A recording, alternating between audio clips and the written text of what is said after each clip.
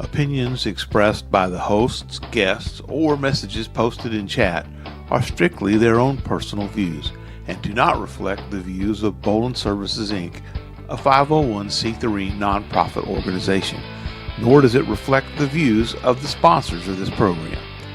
Political commentary, if any, are strictly personal opinions and should not be construed as endorsements of or opposition to any political party, candidate, or voter initiative by Bolin Services, Inc.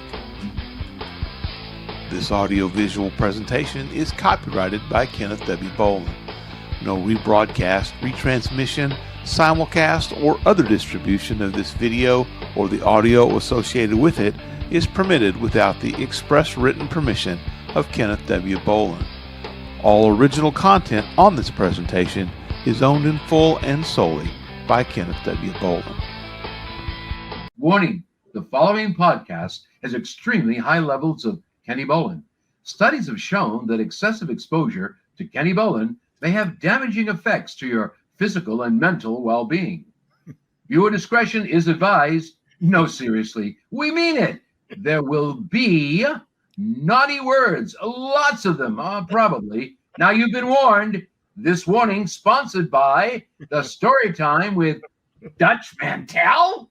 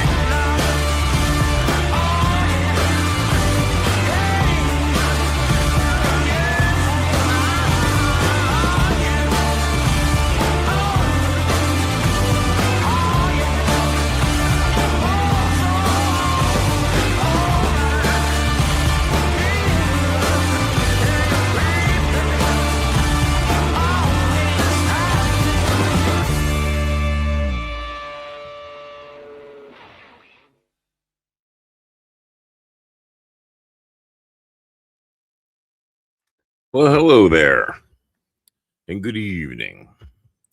This is Kenny the Star Maker Bolin, and I needed both of those theme songs.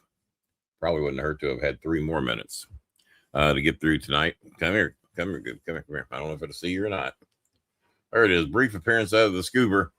He ghost dog. He has to open every show. I don't know why it is, but he thinks he got to open every show. They just this second had their dinner. Sorry, Miss Windsor, for the rain and dog delay, but had a lot going on around here, and I was running late and knew I wasn't going to have any help tonight. Being a Wednesday night, right? Yeah, Wednesday night. Knew I wasn't going to have any help, but Bob, I think, has his father back in the hospital, and I'm sure we'll get some updates from him eventually. And the cold train, you never know. So if he shows up, he shows up. We never know. And but I had to go to the bathroom, feed the dogs, get a Pepsi. I think that's about everything. We got everything in. And Scooby he wanted me to sit on the porch with him while he went outside, and he was refusing to do his business till I did, which takes a little more time because he has to wander a large portion of the yard to decide where it is he wants to go. So we got that. So, but we got the show wide open tonight for the first time in quite some time because we've been members only. And well, tonight we have waived that because I didn't feel like going through and setting all that shit up. So we are available on LinkedIn.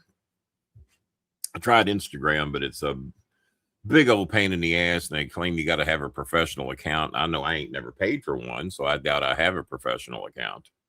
So we took away Instagram, and we're on LinkedIn, YouTube, and Facebook for the first time in quite some time. But maybe our Facebookers aren't even looking for us there because we haven't been there in quite a while. And not that it's going to be a permanent situation like that. It's just I did not feel like going through the time, trouble, and effort to try and figure out how to click all that shit to make it a YouTube exclusive again, because it hasn't mattered much anyway.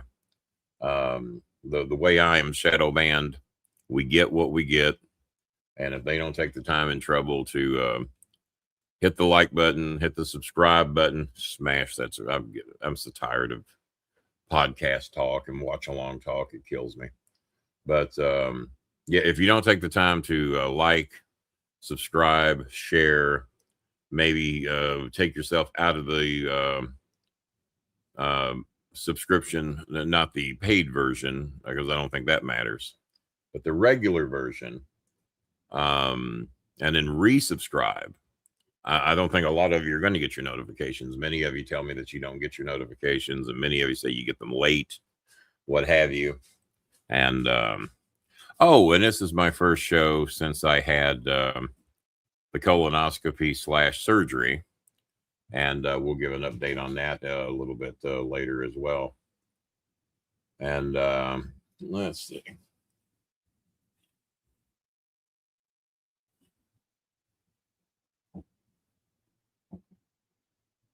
No, it's hard. That's a tough one to answer. Real tough one to answer. I'm sitting there thinking about what would I. Yeah, that's probably how I would handle that. And so yeah. Now remember, if you're just going to be a douchebag, then you won't be in here long. And if you don't take the time to get a membership, it's giving you access to get in here. It doesn't give you access to be a douchebag. You need to make a donation to be a part of the show to ask your questions. And if you have any questions, ask them. This is basically a Q&A show anyway. Let's see, who are we trying to help tonight? Let me get the list here of the people that we're trying to help. Let's see, Gila May needs help with school fees and to be able to print out her projects and everything. That's only maybe about a $15 deal for her school fees and her projects. Today is Rochelle's birthday. It is her 15th birthday. Also on my favorite uncle David Risen. Today would have been his birthday on August the 5th. And Rochelle remembered me talking about my uncle's birthday. Jelly Bean's watching the show. How you doing, Jelly Bean? We hope you're watching. And I guess there's one way to make sure she is. Did I send her a link to the show? Maybe not. So I'm by myself, so y'all just going to have to bear with me as best you can.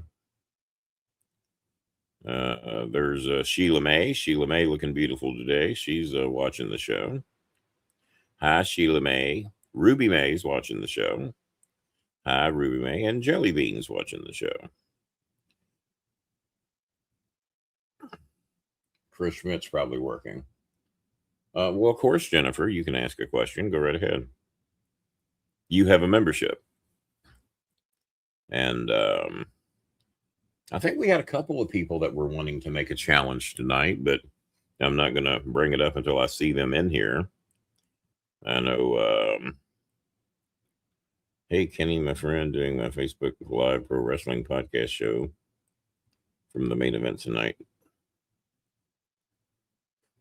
Well, I am currently doing my show, so if you get a chance to say hey, let me know. Also, let me know if you're doing any type of a challenge tonight. And Miss Jennifer is watching from the United Kingdom tonight, so if you want to say hey, feel free to do so. All right, so I just sent Sean. I think Sean says he's doing a show. TC from the NC says he will be late getting in here. Did you ever work? Yes, I did. I'm glad you brought that up. Did you ever work or meet with Dory Funk Jr.? And do you have any Dory stories? I don't really have any stories with Dory. Terry was the one I had all the stories with. Terry and I got to be pretty good friends. I did supposedly the last show with Jerry Lawler and Terry Funk in Jackson, Tennessee. Me and Cornette had a limo take us down there. Jimmy's told the horror stories about how bad that limo was. But Dory was not at that show. If he was, I did not see him backstage anywhere. He did not have the ties to Jerry Lawler that Terry did.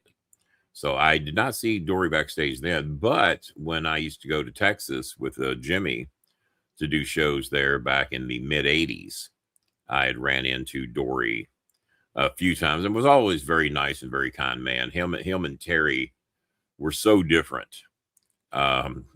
Terry was one bag of chips, and Dory, in my opinion, especially backstage, was the opposite version. But then again, if you got Terry out of wrestling character, he could be very different. And but in character, they were certainly two different bags of chips, without a doubt. But no, I didn't know him as well as I knew Terry. Like I said, I considered Terry a friend. I mean, if we saw each other somewhere, he was always overly kind and knew what a Lawler fan I was. As a matter of fact, Terry chased me around the Louisville Gardens, and I knew I'd been set up. I was 17 years old. Yeah, 17, maybe early 18. And because I was dating Lisa Mudd at the time, and Lisa used to sit front row with me. So Cornette had come out, and they had the big match with Lawler and Funk at the Louisville Gardens. Now, this wasn't the empty Coliseum. That was in Memphis. And Terry always loved going to see Lawler and Funk matches because you knew you were going to get your money's worth, even though front row seats, if you bought them back then, were $6. But mine were always free, courtesy of the Cornette family. And probably a little bit to do with Christine Jarrett as well when she first started letting me come in through the back. So I was between 17 or very early 18. Well, we'll say 17. Because I remember the outfit I was wearing that night. I had beige pants and a beige shirt that was made to overhang. This was not a tuck-in shirt. This was one of those that had the extension in the front and the back and just made to overhang your. And it was one of my favorite shirts because it was so comfortable. And so Cornette comes to get me. He's the photographer. And Jimmy says, hey, he says, Lawler wants to know if you'll hold his crown tonight. I said, really? I said, yeah, so happy to do so. Why is that? I don't know. He asked me backstage if you would hold his crown. And I told him I'd check with you. I said, yeah, happy to do so. So they set up a special chair for me at ringside. So this might have been my first day in pro wrestling, and I just didn't know it, and still didn't know it until the match had started. So this is as close to a Dory story as I got is through Terry. And yeah, I'd met Dory a few times in Texas, a couple of conventions, but that was not the way I knew Terry. So here I am. Lawler comes out and he's dressed to the nines. I mean, he's got the full costume going.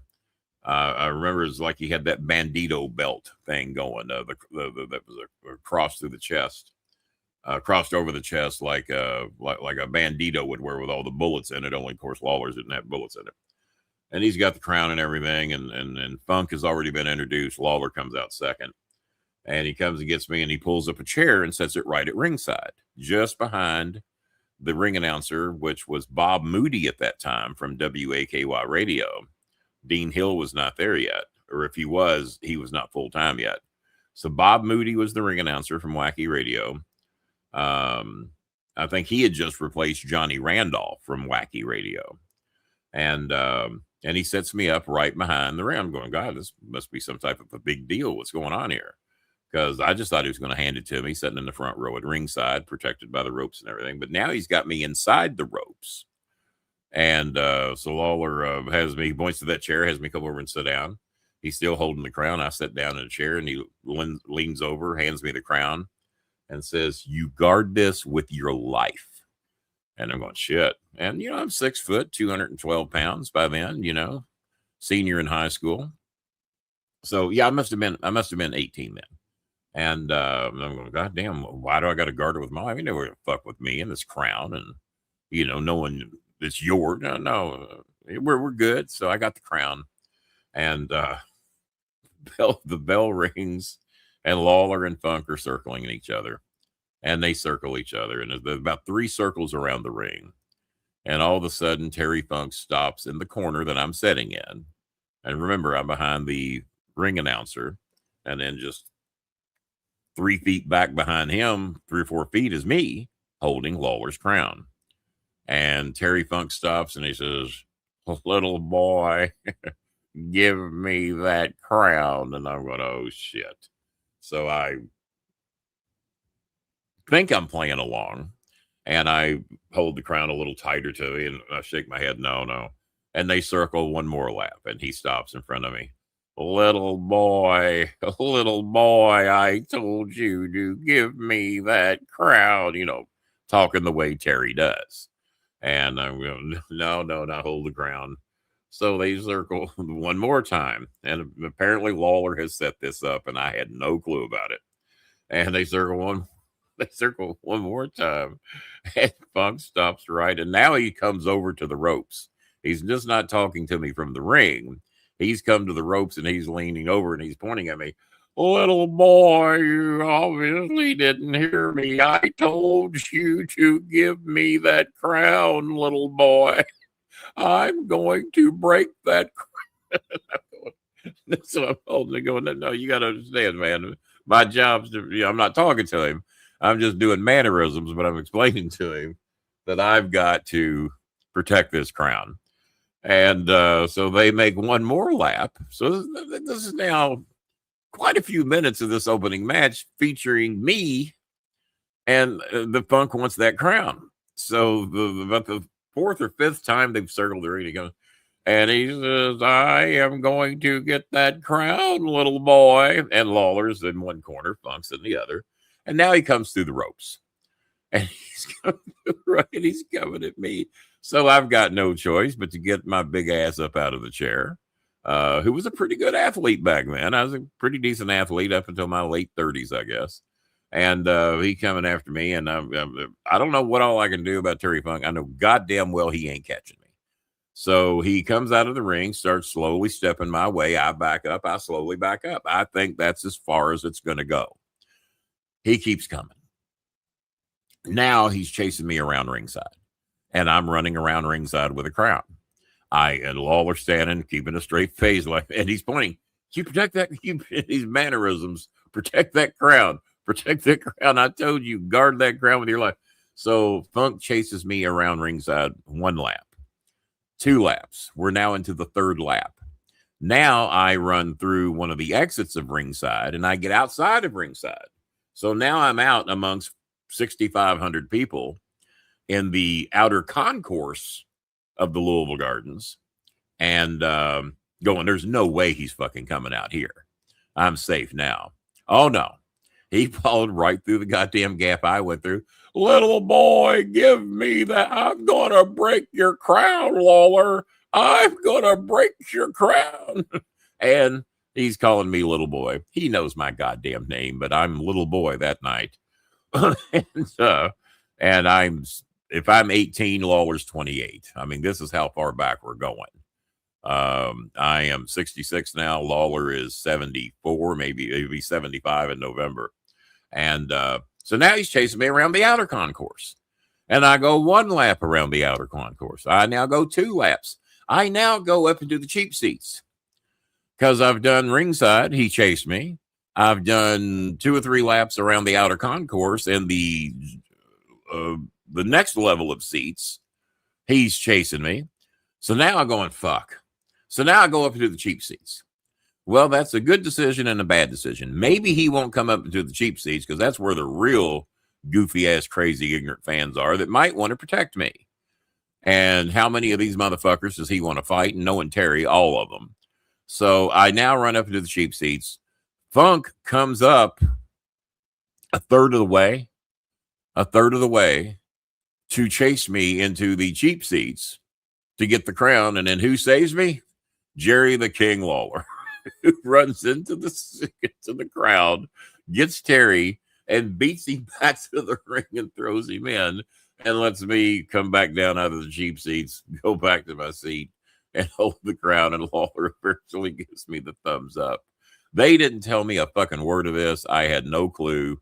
But I kind of knew I was part of the wrestling business, that Jerry trusted me to do what they wanted out of that segment. And wow. So no, I didn't get paid. There was no pay other than my free seat at ringside, which I always got anyway. But that was, oh, we have a LinkedIn user. Well, you didn't stay long. The LinkedIn user at least popped in and said hello anyway. So we appreciate that. And I guess it's a little late at 9:37 at night for the LinkedIn user. I also heard about, yes, he did. Rico was amazing in WWE. Well, Rico was amazing everywhere that he was. Rico knew how to work. And even though him and Cena were about to be cut at the same time, we didn't even tell John. But Rico knew, and Stone Cold Steve Austin saved Rico's ass by coming down here and working with him. And because he had worked with him, he went to the WWE and said, "Hey, man," he says, "everybody in OVW believes in this guy. I've been down there and worked with him and believe with him. He's good."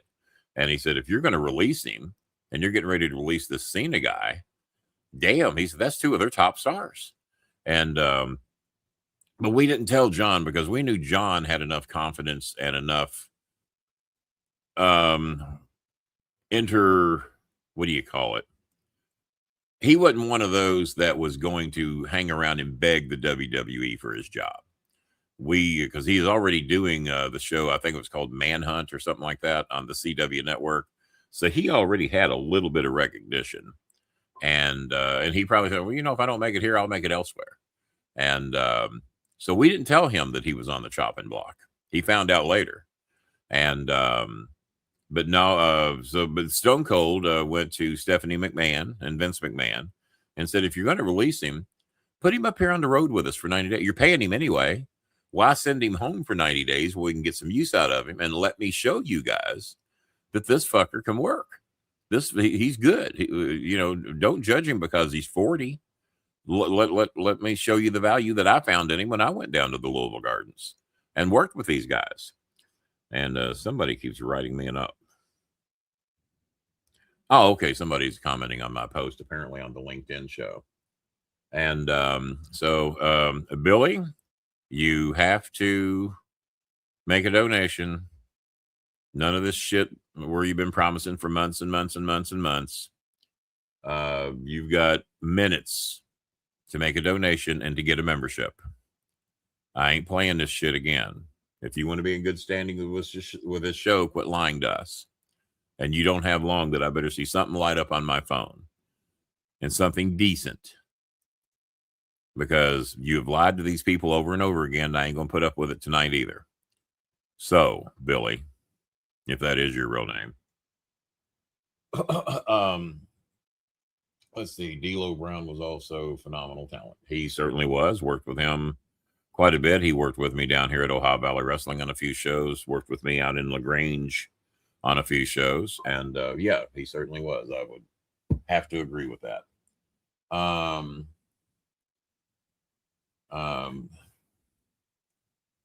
So great story. Thank you. I need to go sleep now. All right. Well, at least I gave you something before you left. Let me see if we have any donations in the house or any challenges or anything as of yet. And Billy, if you're going to do something, you got to do it quick.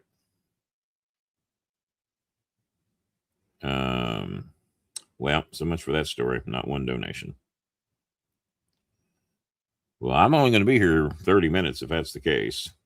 I did not get going until 9:15. Played 10 minutes worth of music, so 9:25. It's 9:41. All right, so I've been here 15 minutes already, and we don't have one donation. We have to make $60 in the first 30 minutes, or the show goes away. So if there's any Macho Man Randy Satterleys out there, or I don't know when Naughty Nicole's due to help us again, but like I said, we don't want anybody hurting themselves, but for those of you that are able to help us, we really appreciate it. I don't know if Sean's doing Sean Kenny, I'm going to do a $20 challenge in the room. Well, that's 20 towards the 60. So Sean says he would like to do a $20 challenge. We're trying to get 60 in the first 30 minutes. We got 15 minutes left. Matt Atkins with a $15 donation to help us out tonight. We appreciate that, Matt. Thank you very much. So we got 15 from Matt. Sean says he's going to do 20. I was hoping that Terry Funk story would be worth something. I haven't told that story. I've told little bits of it, but not how they set me up from the beginning, and I had no clue that I'd been worked into the show at, I think, age 18, if memory serves me correctly. I probably had that outfit when I was 17 and 18, and I do know I was dating Lisa Mudd at that time. Probably hadn't quite turned 18 yet, because that was in the winter. And so I was probably sneaking up on 18 is what the deal was. So, yeah, so we have the 15 from Matt Atkins. Thank you very much, Matt. Appreciate it. And Sean says he's going to do a $20 challenge. So that's 35. So we need to make about another 30 just to get the ball rolling. Let me go through my names here of who else needing help. Jambi keeps writing me, but I've helped Jambi an awful lot already. Let's see. Sean had to finish up his show. That's why he's a little late getting over here. Jelly Bean's mother's watching the show. Hi, Jelly Bean's mother. Honey Rose is watching the show, but she's extremely tired because she had to work at the food court all night. Hasn't gotten her any good sleep. Mango Jennifer. Oh boy, here we go. I just wanted to ask you if you could send Giselle an allowance for school. With my situation right now, I don't have much work. And Giselle needs an allowance for food and transportation back and forth to school for her and her siblings. If you can help them with this also with rice. Well, that's getting more expensive. I cry when I saw them. All right. I'll do my best. I'll ask the fans if they're in a position to help, but that's really as good as I can do because I'm just getting out of the hospital myself. I have not worked much in about 2 weeks. And donations are a little low when you're in the hospital not doing shows. All right. So that was from Mango Jennifer. What do you think about Brock Lesnar retiring? Your thoughts on Chad Gable winning. I knew Chad was going to win something soon, especially when they were doing shit in his hometown. I did not know Chad had won the Intercontinental title. I did not know that. Nick Aldis. Dan, what pledge would you like to make? Because I won't be doing a show tomorrow, being as we're doing it tonight. What pledge would you like to make? And I'll go ahead and put that towards what we're trying to get done tonight. And sometimes that's the bad thing about doing shows on Wednesday. Sometimes people financially are a little bit better off on Friday or Saturday shows, but you never know what type of attendance we're going to get for those. Brock Lesnar retiring again. I thought he fucked up by doing it the first time, because now people ain't even going to want to believe this one. There's still a shitload of people that think he's going to come back and do WrestleMania. So he will. I mean, Saudi Arabia once again will pay him a shitload to do whatever. And so, you know, who can believe it? Yeah, Jelly Bean's watching the show. Hi, Jelly Bean. Jelly Bean, if you're free to comment, feel free to do so. What's Eunice doing? Hi, Daddy. Hi, Eunice. Eunice says they could use some help with some rice also, because her mother does not get her first check until the 18th of the month, which is still 2 weeks away. Rochelle wanted to know if we could do a little something for her 15th birthday, even 300 pesos, so we could get some cupcakes. So tell them we'd see what we can do. Yeah, like I said, I don't know if Michael Ryder and Cameron donated $100 recently, so we're not going to hold Cameron to the gills for anything. He donated $100 about a week or so ago. And let's see. 10 challenge. Oh, Jennifer says she's putting up $10 as well. Sean just sent his 20 over to Cash App. Thank you very much.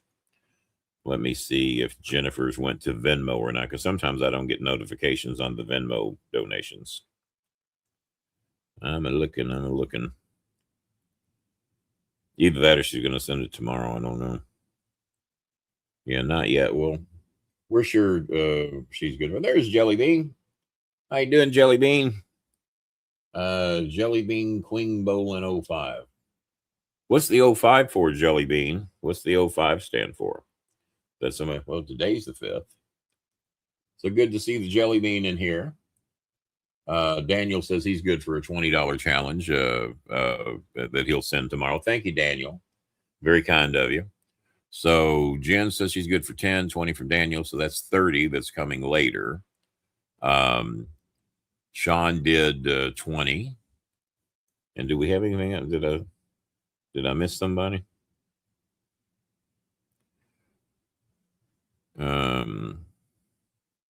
Oh, Matt Atkins.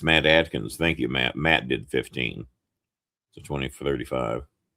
So counting the pledges, 20, 35. And then we got 2 other pledges. We got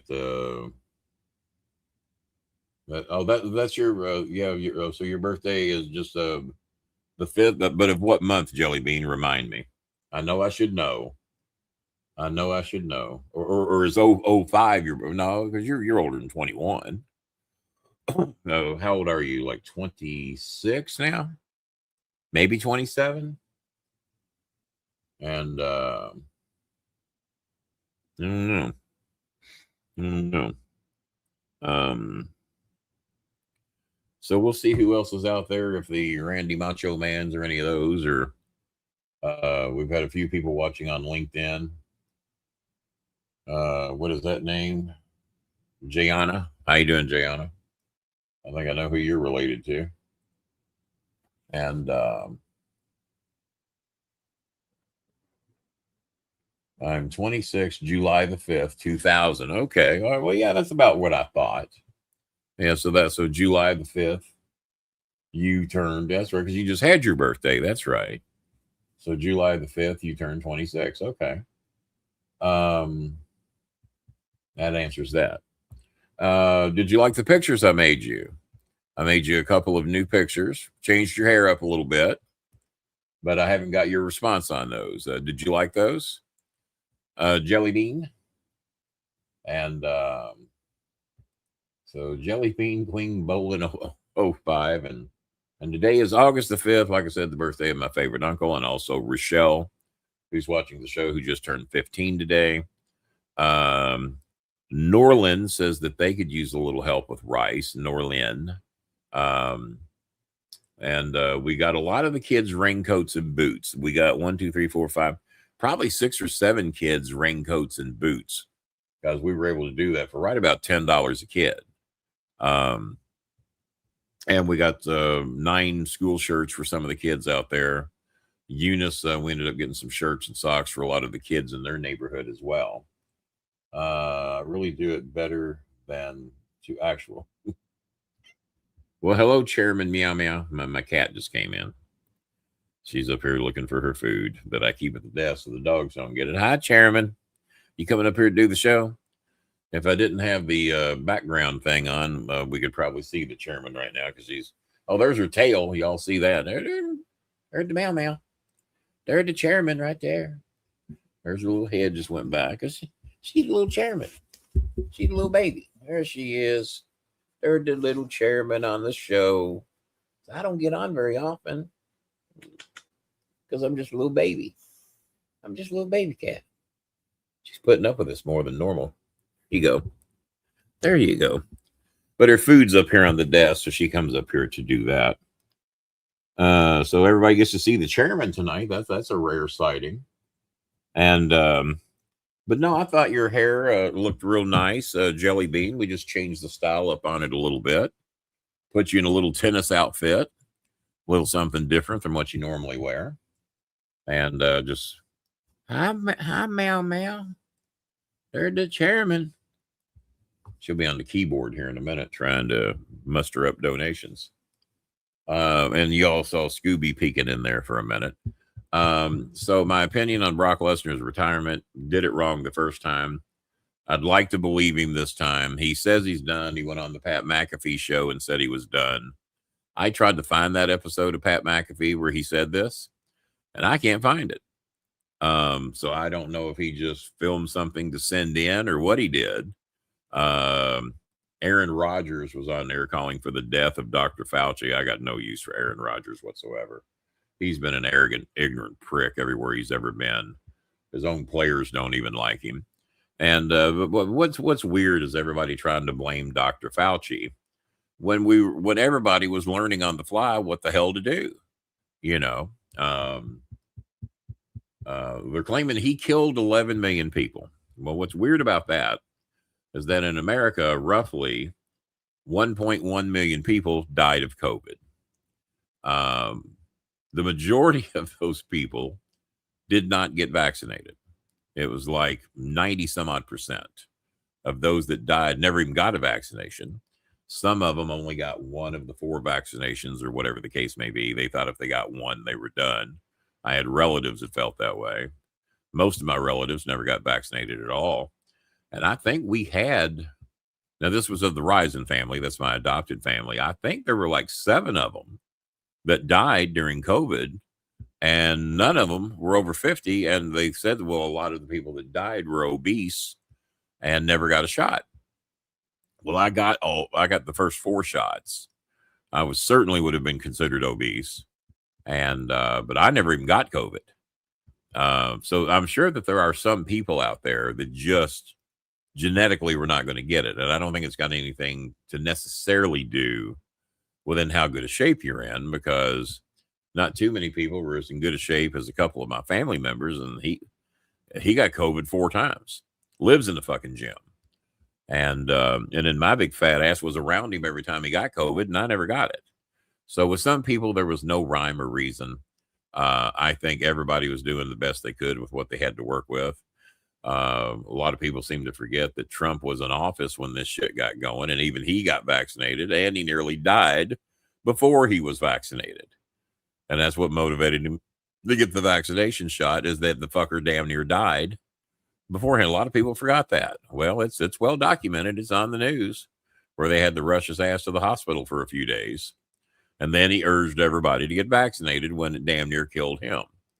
And so, yeah, when you got a pandemic and you're learning on the fly, you do the best you can with what you got to work with.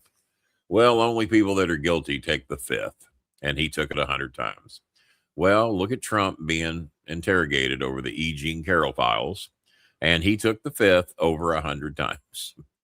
But all the Republicans are saying, well, only guilty people take the fifth. Well, okay, there you go. Just ratted out your own president. So what do you do? Hey, King, what did you think of Kevin Owens' return in the fatal 4-way match? Contender match for the undisputed WWE World Title. I heard he had the same doctor worked on Randy Orton's neck. That I do not know. If you heard that, there's probably a good chance there's some truth to it. I also got a message from a former WWE star today that Randy and Cena did not want Mr. Kennedy in the WWE, and I had not heard that till today. First I heard about it, and the three of them did totally different shit. So I don't know why that would be the case. That's a whole nother show right there. We'll talk about that another day. I'm sure Kevin Owens is a nice guy. How tough he is, I don't know, and it doesn't matter. This is not a tough guy business. A lot of times, guys in the pro wrestling business want to be tough guys, and they're not. I was in pro wrestling for 32 years, getting paid, and my job was to be the cowardly manager. And Bobby Heenan pointed out to me when we spent a few days together, is that we understood that our job was to be a coward. He says, Kenny, me and you both can whip half the goddamn locker room in our prime. And, but that's not our job. It doesn't do us any good to beat up the wrestlers. Or if there's a backstage fight and the manager beats the shit out of one of the wrestlers, which happened somewhat similar at OVW. I had one of the wrestlers did not want to let me leave the building. I had a shoot job. I had an agreement with OVW. You show up, do the appearances, and when your segment's done, you can go home. Well, the students didn't have that privilege. I was not a student. I was brought in like I knew something, regardless of what I knew and what I didn't know. So I had special agreements with Danny Davis to come and go as I pleased. I worked whatever shows I wanted, when I wanted. And when my segments were over, if I wanted to go home, I went. And if I had shit to do, that's what I did. So one of these punk ass little bitches in the back, his name was David, and he had been an OVW champion. But once me and Cornette got there, we saw that fucking shit never happened again. And David decided one day, because he was a big fat boy, decided that I was not leaving. He said that I had to go through him to leave. And I said, David, you don't want to do that. And I said, you forget we have characters here. I said, apparently you think you're a tough guy and you think I'm not. I said, I am leaving. I said, one way or the other. I said, I've got shit I got to do. Go take it up with fucking Dan. Well, you're taking advantage of Danny, man. You should be like the rest of the boys. I said, I'm not staying. I'm going home. So he gets into a stance, blocking the door. And he says, well, if you're going through me. And all the boys are gathered around. This is the Jason Lees and Mr. Black and all the various guys we had at that time. Trailer Park Trash, who the fuck ever. And they're now hooping it up. They're like, oh, yeah, Bolin, let's see what you're made of. So as Jimmy has warned people, they said, don't give Bolin 3 steps. It's called it the 3 steps of doom. And I am 39 at this time, not fucking 66. And so he gets down into his stance to block me from going. Not trying to start a fight from what I could tell. I'm not looking to fight either. I just know I'm leaving. So, and I didn't take 3 steps. I think I took 2, and I knocked him on the floor. He goes flat on his back. He's laying there. I stepped over him. I looked back. I said, I told you I was leaving, bitch. And then I walked to my car, and David was just laying there. Well, from what I was told, David never came back again. Noticed that we didn't see him for several weeks, and he was embarrassed. The boys apparently gotten his shit something fierce. And I never saw him again till he come back begging for a job at OVW when we came to the new building. But he got punked out by the fat, cowardly manager. And even though I was nowhere near as fat then as I eventually got, that was the reputation that was handed to him. You got punked out by the fucking fat manager. What are you going to do? And everyone's talking, you know. So, but Bobby Heenan explained to me, we knew our job. We knew what our job was. Bobby was one of the great bump takers of all time. I was not. I knew how to do them, but didn't want to make a living doing it. Bobby could have. Mr. Kennedy, I thought, could have been a great pro wrestling manager. He wasn't as big as a lot of the wrestlers. I thought that there was money to be made for Mr. Kennedy as a manager, but he was inspired by Stone Cold Steve Austin and wanted to be a wrestler similar to what Stone Cold Steve Austin did. So back to Kevin Owens. Kevin wears the KO, you know, for Kevin Owens, but also could mean knockout. And the prize fighter. I don't know where he's had prize fights at. I don't know his history enough to know why we have labeled Kevin a tough guy. Kevin, in a typical bar scene with a bunch of drunken dumb fucks, probably is a pretty tough guy. Against some of the shooters of the business, like the Ken Shamrocks, maybe the Ken Pateras, and we could go down the list. I named 2 Kens that were tough guys. Goddamn, didn't realize there was 3 of us. The problem I have with Kevin is the same problem that Cornette had with him. You want to be a star, well, you got to look like a star. Otherwise, there's other spots on the show for you. Like Mr. Black. Mr. Black weighed nearly 500 pounds. We could not make him a singles world heavyweight champion, but he could be a Bubba Rogers. And Bubba was a pretty tough guy. But Bubba was never going to be the singles world heavyweight champion based upon his personality, skills, and various things. I mean, there are places on the card for you. But Kevin, I think to this day, still views himself as not only a tough guy, which with some of the people that have been back in that WWE locker room, I'd be shutting my fucking mouth because there's several people back there that'll whip Kevin's ass in a heartbeat. I don't know that Kevin wanted anything to do with Undertaker. And Undertaker, I think due to his size and everything, was respected as somewhat of a tough guy. But I guarantee you there's been people there that whip Taker's ass. And he knows who they are. But Jimmy wanted Kevin to get a look. Well, Kevin's defense was, and this was kind of some of my defense. He didn't want to spend the time in the gym. I didn't want to spend the time traveling to shit shows that weren't going to draw a crowd. So I picked and chose the towns I went to. I didn't want anybody in WWE telling me when I had to work and when I didn't. So even if I was on consideration to be brought up as a manager and be put on the road, Jimmy says, the life you live here in Louisville, you're probably going to make more money here than you will there when it comes to net profit, when you factor out all the expenses you're going to have working with WWE, because this is long before they were covering everything. Matter of fact, they weren't covering much. You had to cover your own hotel, your transportation, and all that. And there was no reimbursement for any of that shit either.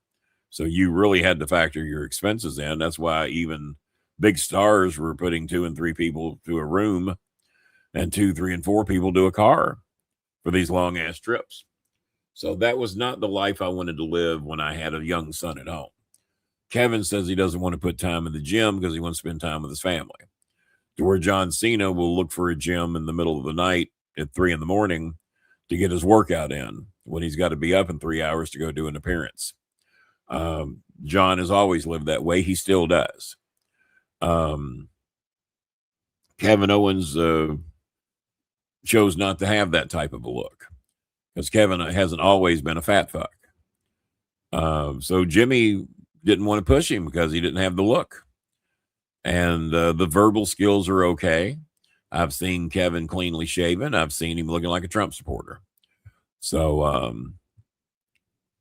and it had been 17 months since he had been there. I did not realize that. So I would not have brought him. It was good for the pop, but I would not have had him come back and put him over people that were there working hard, working on their look, trying to look like a star, trying to be a star, and put him over wrestlers that were into positions that they had earned. Baron Corbin, oh my God, might be the nicest guy in the world, and from what I've heard, he is. But Baron Corbin is never, ever, ever, and trust my words on this, because I told you all this about Gunther. Gunther ain't going to be the fucking man. Never is going to be. Because it's just not there. I'm not even convinced that Uba, Femi, big and impressive, still has a long way to go. Still has a long way to go. Still has a lot to learn before he's going to be the guy. I mean, it takes something special to be the guy. Not everybody Stone Cold Steve Austin, John Cena, Chris Jericho, that have the skills to where, and this is how you view it. If you went to the show and you were so pissed at the person that wasn't there that you want your money back because that guy wasn't there, and John Cena was one of those. They used to have to offer refunds if they knew John Cena was booked on a show and he wasn't going to be there. They would have to offer you a refund because they knew that was the only reason a lot of those people were there. Now, I would say it was very rare that anybody did that. They've gone through the trouble. They parked, bought their tickets, their flights, spent their money on whatever.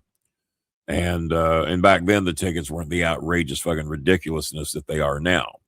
So I would say not all that many people took the advantage to get a refund on shows that John Cena was not at.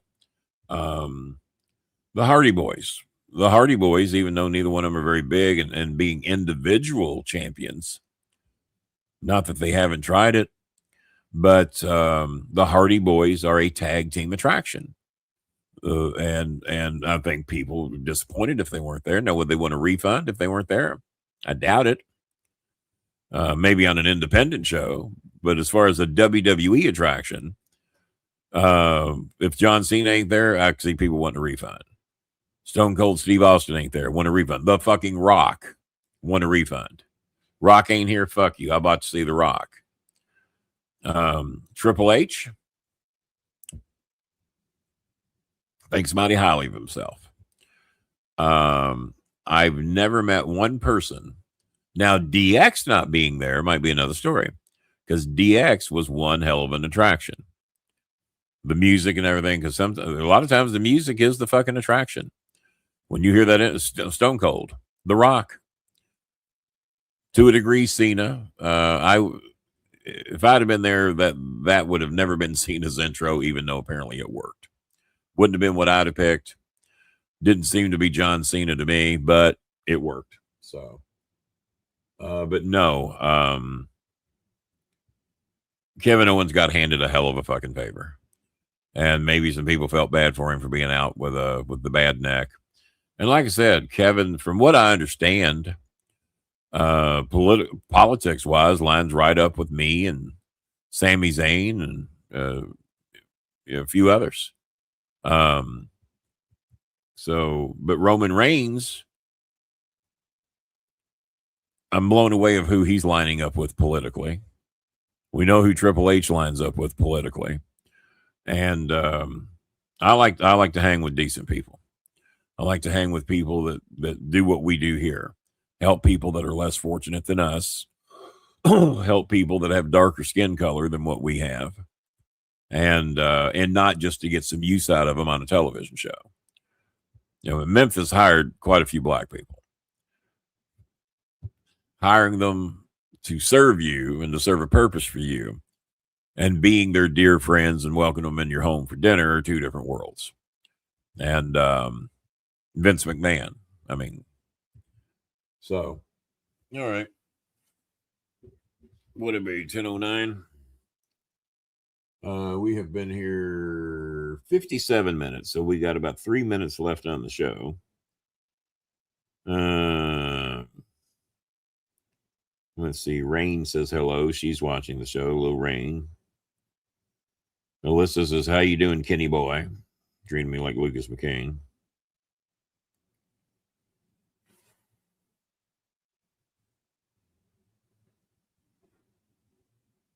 Well, I don't know where that money's going to come from right now, Eunice, because the donations have not been that great. All right. Well, I thought we would have a bigger crowd tonight. I thought people might be interested to hear about how my colonoscopy went. Apparently not, because not one person's asked about it. So I'm not going to shove that shit on you. You either want to know or you don't. And not one person has asked how my surgery went. Actually, I don't have all the results back yet.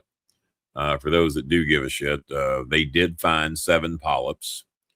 Whether they found them in time or yet, I don't know. The doctor seemed optimistic. Thinks we got them in time. He says, but that's the reason we send them off to be diagnosed, is to make sure that's the case. He says, so from my professionalism and all these I've done, I think we're good. He says, but you never know. And he says, I definitely want you back in here again in 6 months for a follow-up to do this. He said 6 months to a year. He says, but when we send these off to be diagnosed, he says that could change. And I have not gotten those follow-up results yet. But yeah, thank y'all for caring. Not one person asked how surgery went. So maybe some of you didn't know. I don't know.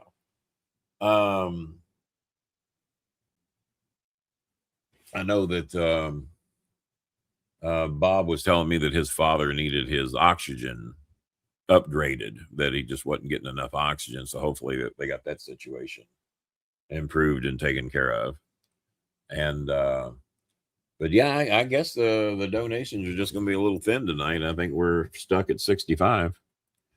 And we've got, well, that's exactly 1 hour right there. So I honored what I said I would do.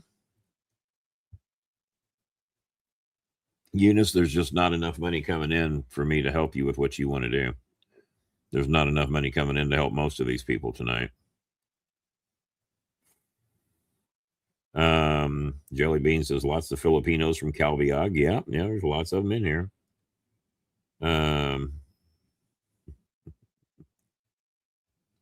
Well, you would have to tell me who the not good ones are, sweetie, and then we can go from there. Like I know who the fuck they are.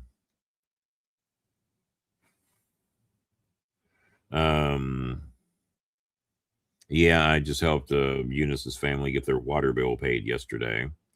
But now she got accepted into a college that needs some fee money and exam money and blood test money and just all this shit they put them through to go to college. They try to make them prove that it ain't needed. Who's that there? No, girl getting her money for her good grades. Let me check the donations one more time. Nope. Yeah, so 65 is all we got in an hour. So, all righty. Well, we tried. So, well, thanks to those of you that did donate. Daniel Emily says he's good for, and I'm counting the pledges. Other than that, we only made $35 tonight. We have a pledge from Daniel Emily for 20, and Miss Windsor said she's going to do 10, but that hasn't gone through yet. So, oh well. Tough night at the office, as they say. So, for those of you needing help, we didn't make jack shit tonight. And until those pledges come through, we got enough to maybe help 2 people. So if anybody's watching the show later and wants to donate something to help these people out, just reach out to me after the show. You know the ways to donate. They're all there. We didn't hear from a lot of you tonight that we normally hear from. And, oh, well. But I gave you the hour I said I'd give you if we cracked 60, and we didn't. We cracked it in pledges, but we did not crack it even in getting money in here. So until next week sometime, I am the Star Maker, and I did